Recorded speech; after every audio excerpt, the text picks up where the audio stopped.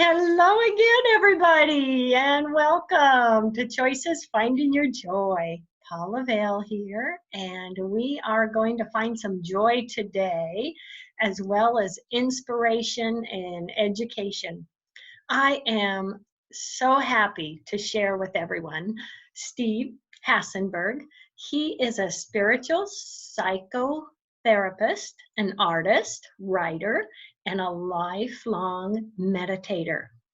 Over the last 35 years, he has been studying the sacred teachings of many cultures and integrating them into the fabric of Western psychology.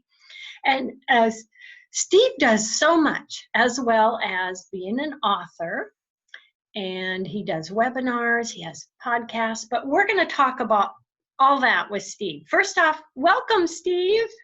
Good to be here, Paula. Thank you. It's so nice to see your smiling face.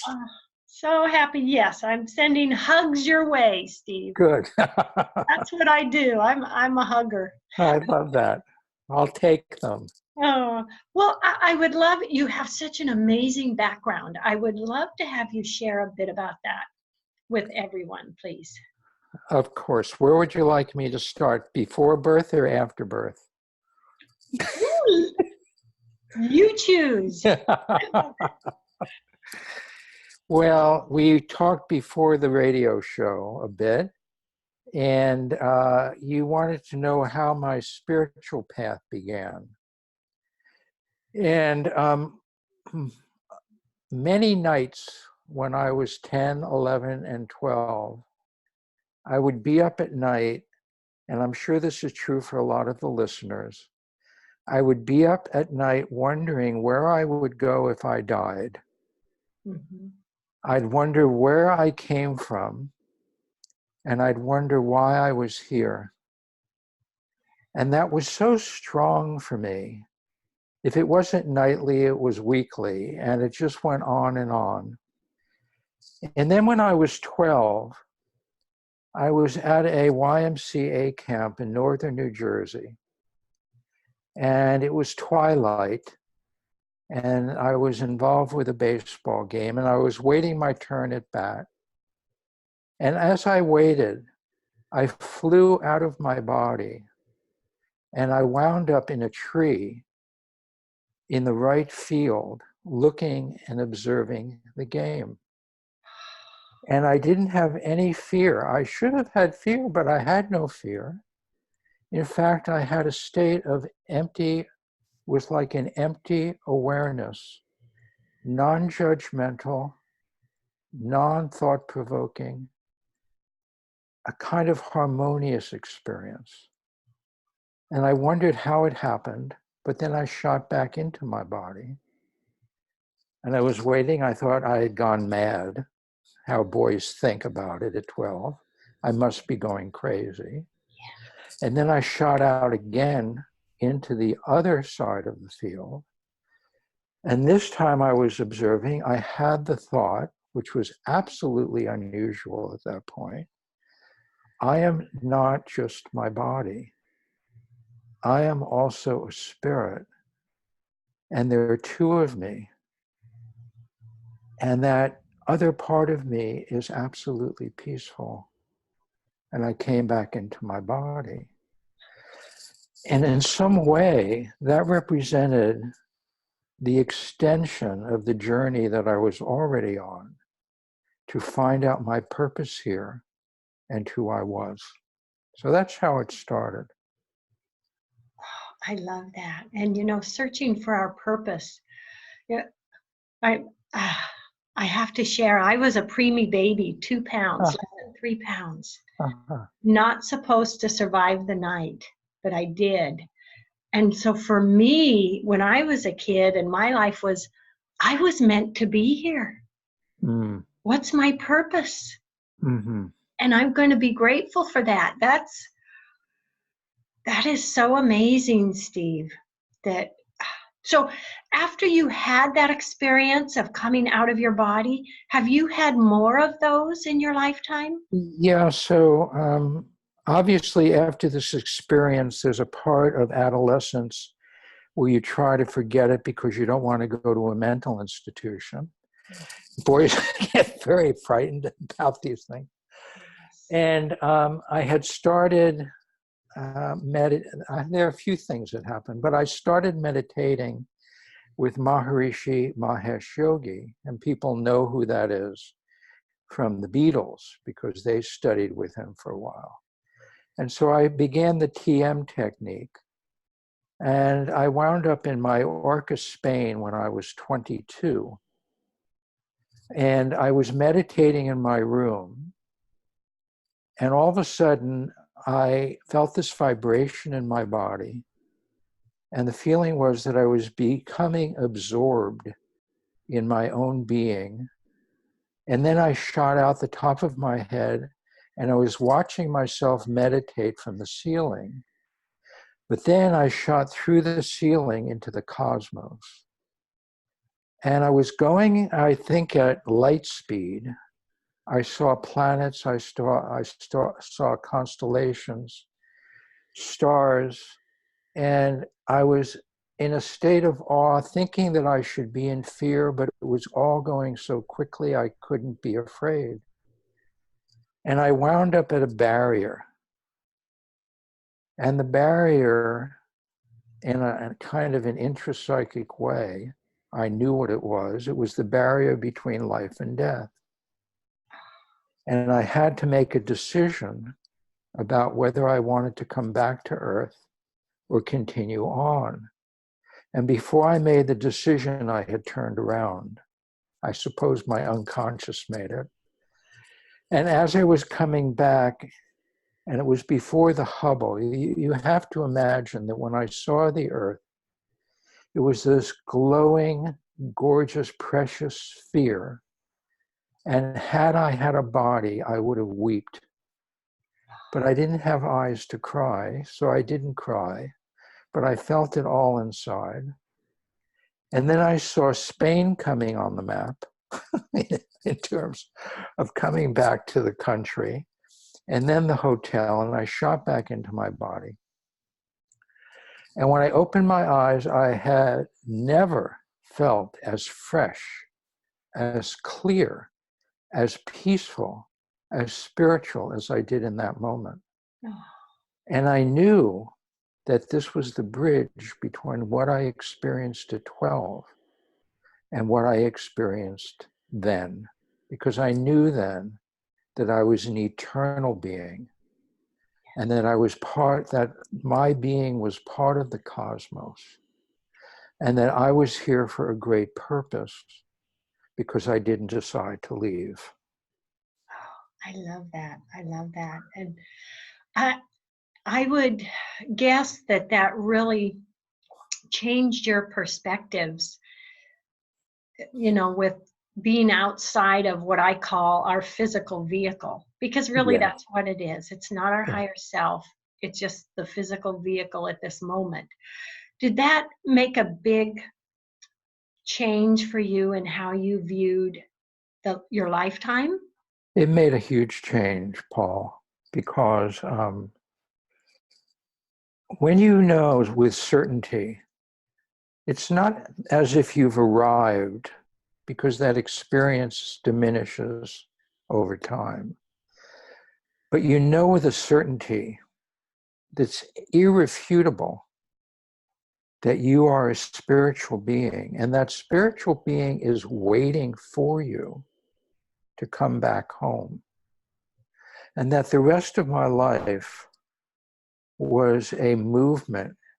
Of course, we go through so many things in our lives, but during the points of clarity, my whole life became devoted to knowing that twin that I had, that twin that was free, that was fresh, that was like the spring breeze, that was eternal and spacious, and that I was drawn and motivated and almost hypnotized by it. And so my whole life became a movement toward that again. Yes. And how powerful that you were given those experiences. Right? Oh my gosh. We said, oh, thank you. Wow, I had no idea. Yeah, exactly. Oh my gosh. Well, Exactly. please share with everyone a bit about your book. It Okay. sounds fascinating.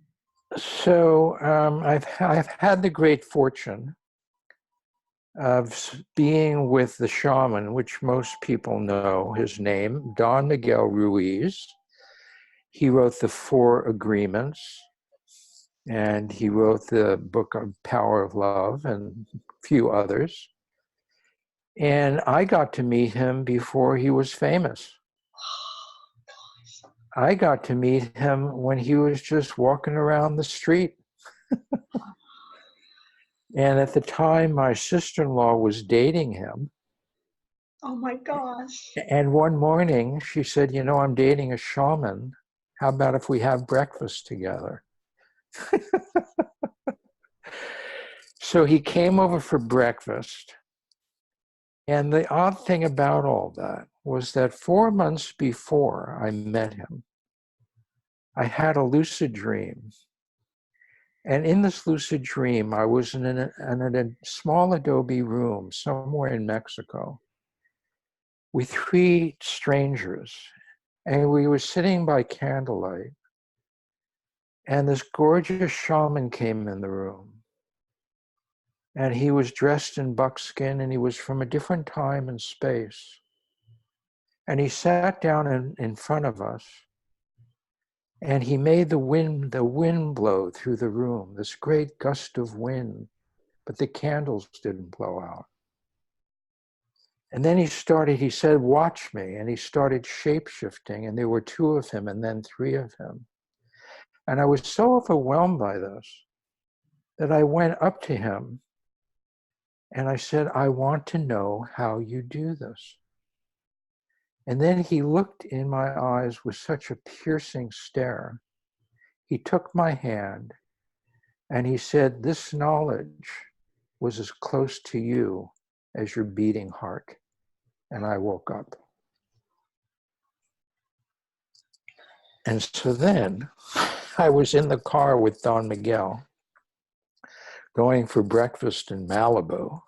And I thought, I have a shaman sitting next to me. I'm going to ask him about this shaman dream. Oh my God, I'm so lucky.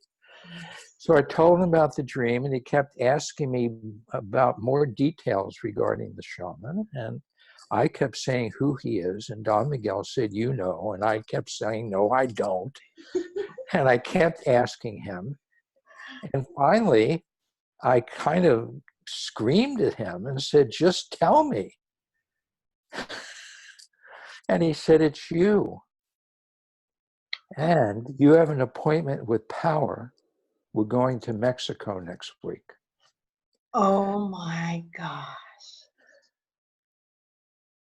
That's how it started. And you went to Mexico the next week. My wife was in the back seat and she gasped. We had a 4-year-old daughter. And I said yes. And she said, what are you doing? And I said, I think I'm going to Mexico. Yeah. So I got to Mexico, and, you know, there's so many stories in the book. The book was, and I'll tell you one of them, but the book was very easy to write because the experiences were so compelling that I had with him.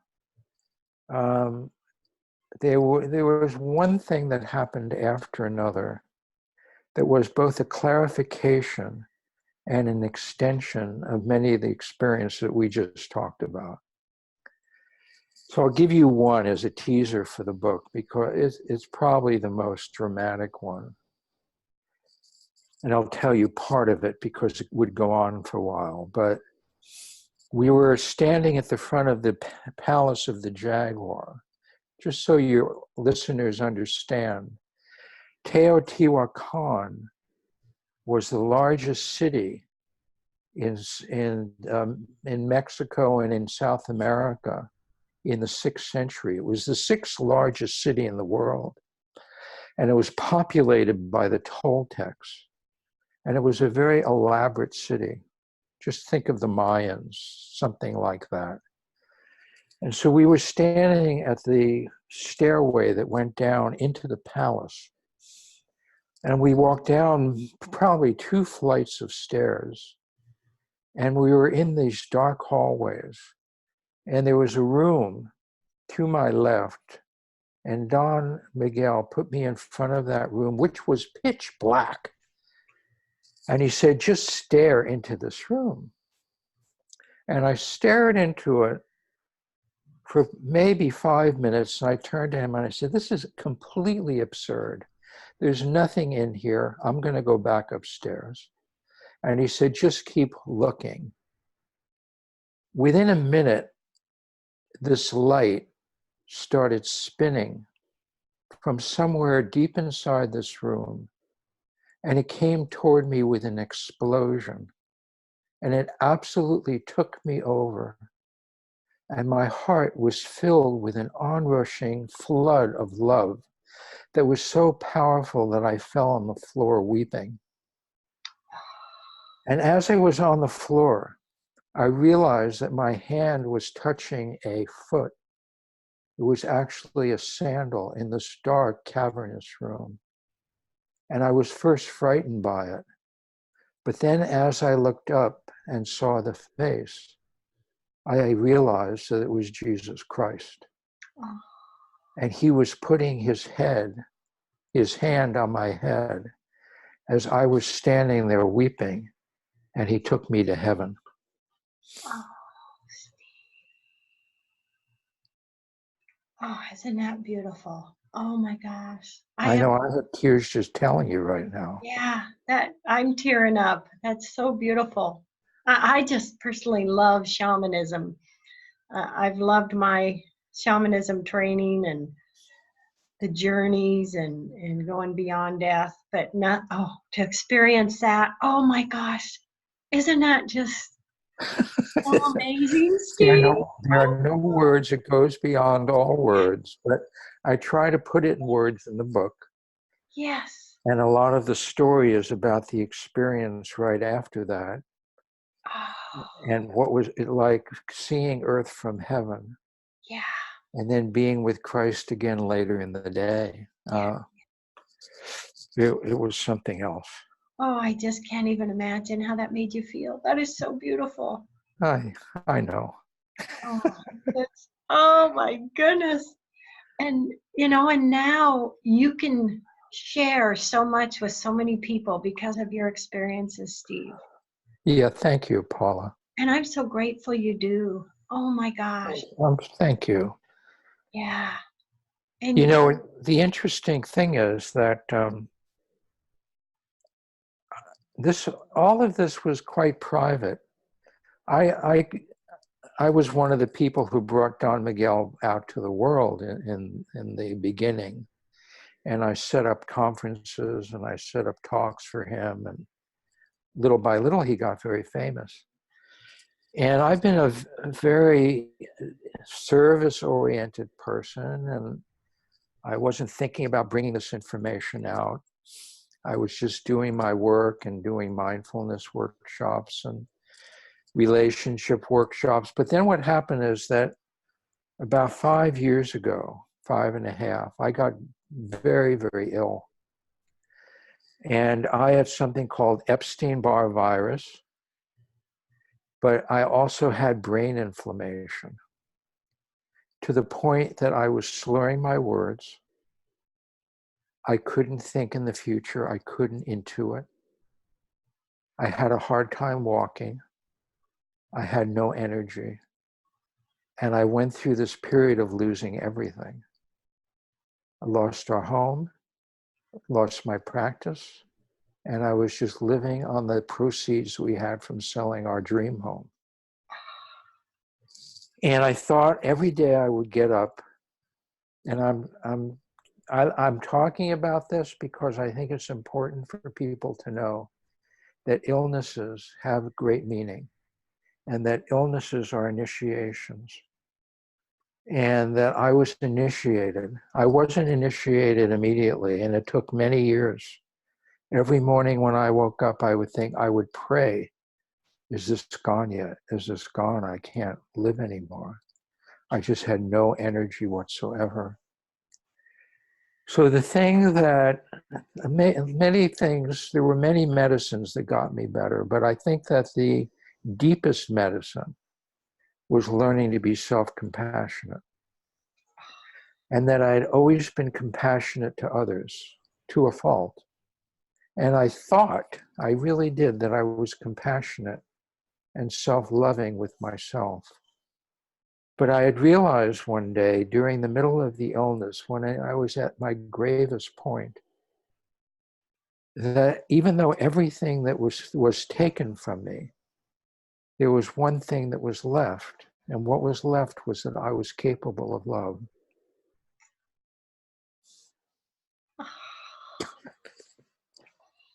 Oh, yes. Touches me. Yes. And I thought, I can still love. I can love me. I can love others. Yeah. And that was the big medicine, with some really wonderful healers and art, which I discovered. That was the medicine that got me better. And so after I got better, and it took a year or more after it was over to get better, because I was so weak, to build my practice back.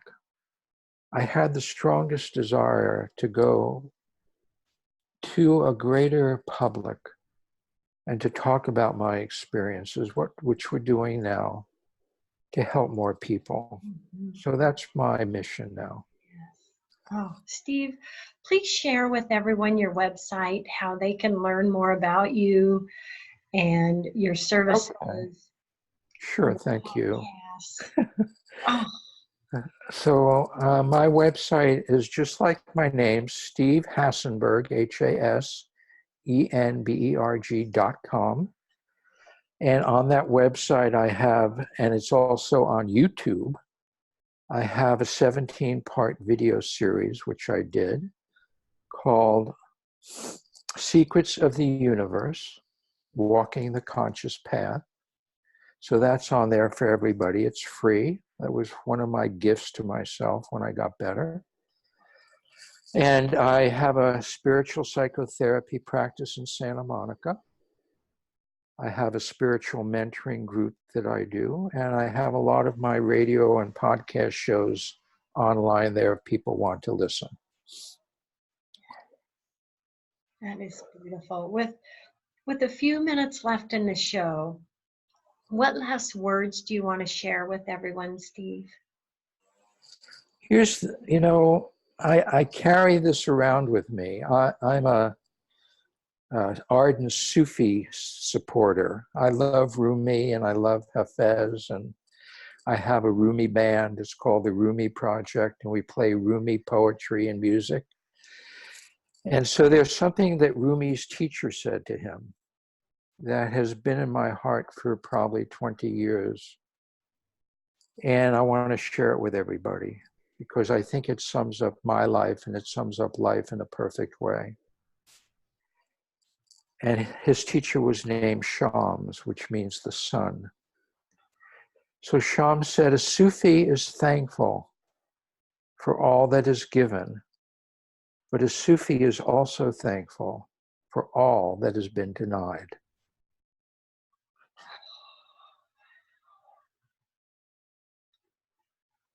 So we become thankful for everything, knowing what's difficult, what is challenging is an initiation into a larger iteration of ourselves. What is good and happy we take and we bring into our hearts, but we don't turn from what's difficult, because the difficult parts of my life have allowed me to be where I am now. And I am so very grateful. Yeah. Those difficult parts of our life, I love that, an initiation, because they open us up to a lot more, and even appreciation and gratitude for the good parts. And Absolutely. What happened when I was ill, I know we only have a minute, was that I was forced through this challenge, through this initiation, to draw on patience resilience, compassion, and inner power that I never knew I had. And now it lives with me. Oh, that is so beautiful. My gosh. You have brought happy tears to me, Steve. That is Oh, so I'm so touching. glad. Yeah, just such a great message for everyone. And oh my gosh, so much they can do connecting with you through your website and all the things you offer and help. I mean, you're a gift to us. Just as everyone, you're a gift. Thank you, As Paula. well. Yeah, Steve, what you're offering to so many is so beautiful, and I am just honored to share you with everybody today. Thank you, Paula. And I thank you for your gift of sharing the beauty of life, the happiness of life, which is, I read in your book, the happiness that is everybody's birthright. Yes, it truly is. It truly is, Steve. Gosh, love, hugs, and blessings to you. Everybody out there, love, hugs, and blessings. I will chat with you next week. Thank you so much. Okay, Bye. bye-bye. Bye. Bye.